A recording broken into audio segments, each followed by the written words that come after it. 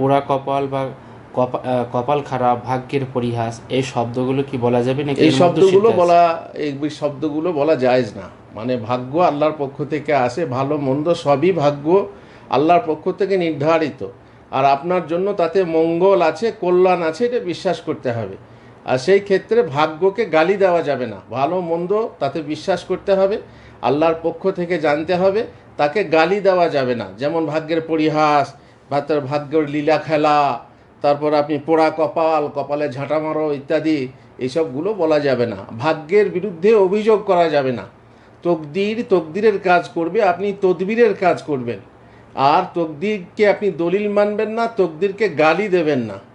আর এইভাবে তকদিরের উপরে, তকদিরের জন্য এই ধরনের ভাষা ব্যবহার করবেন না যেগুলো অভিযোগ হয়, আল্লাহর বিরুদ্ধে অভিযোগ হয়ে যায়। যেমন ভাগ্য লীলা খেলা, পরিহাস, তাণ্ডব ইত্যাদি, এসব বলা যাবে না।